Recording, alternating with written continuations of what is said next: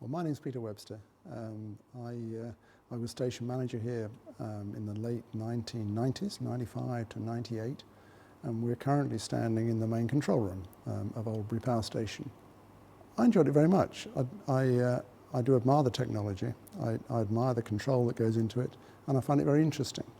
And there was a degree of passion about the people who chose to work in this industry, and the level of commitment, the level of interest, and the level of expertise I thought was just, it was good to be associated with.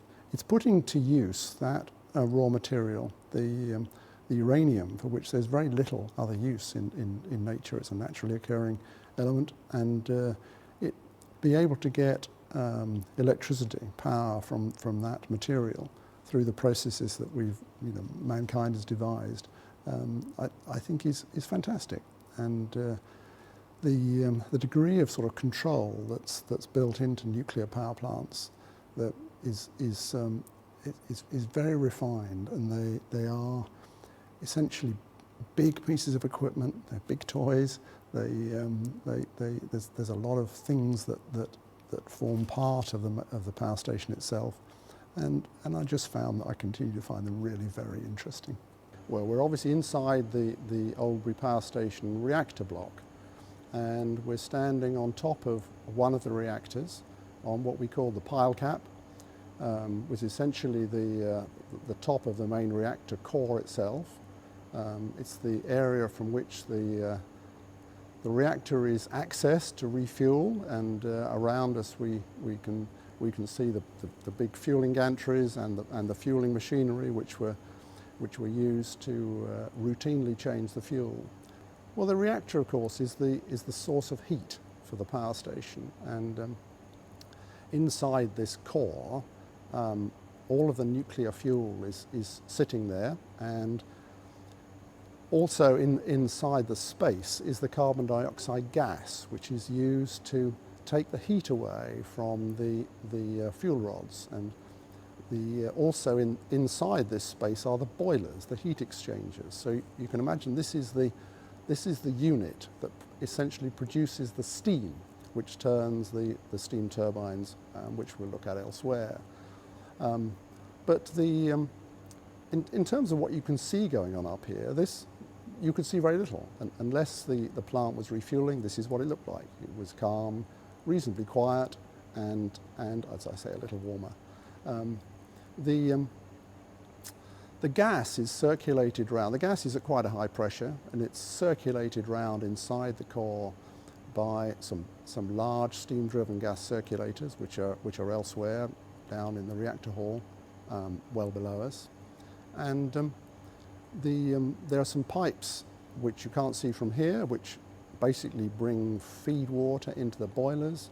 That's turned into steam by the heat in the reactor, and the steam then goes off and turns the steam turbine generators round and ends up generating electricity.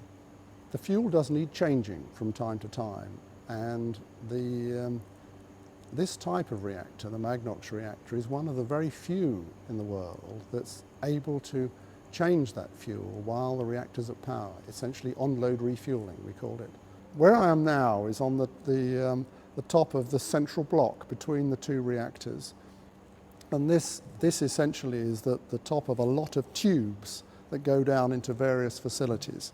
And I won't describe them in detail, but essentially through some of these, the fueling machine gets its new fuel and it discharges the used fuel.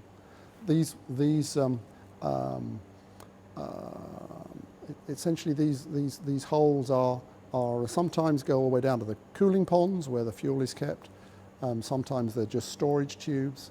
Some of them are used for maintenance on things like control rods. There's lots of different access ports here to different facilities, and all used in the process of either maintaining the equipment like the control rods, or essentially changing the fuel. So behind me here is one of the fueling machines. As you can see, it's got a big B on it. That's because it's fueling machine Bravo. There are two fueling machines here, and you can see from the size and scale of it that it is a huge beast. It's very heavy. it's manoeuvred around on these gantries across both reactors. It can access both reactors. But this is essentially its parking position where it rests when it's not being used.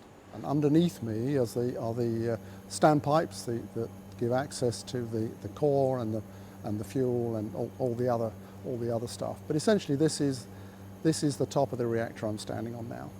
So this big fueling machinery comes along and positions itself above one of these standpipes, underneath one of these square slabs, and connects up to it and accesses the core.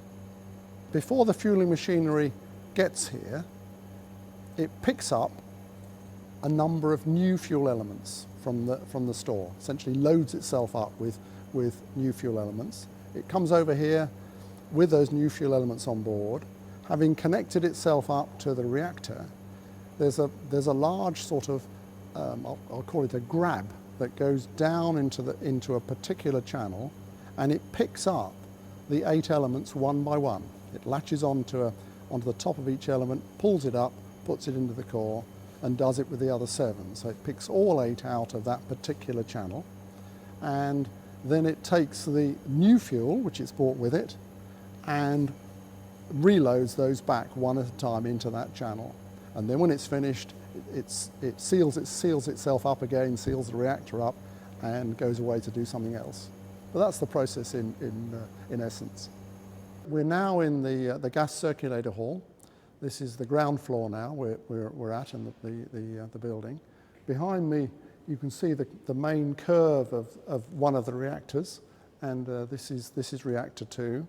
The outside of the concrete shielding.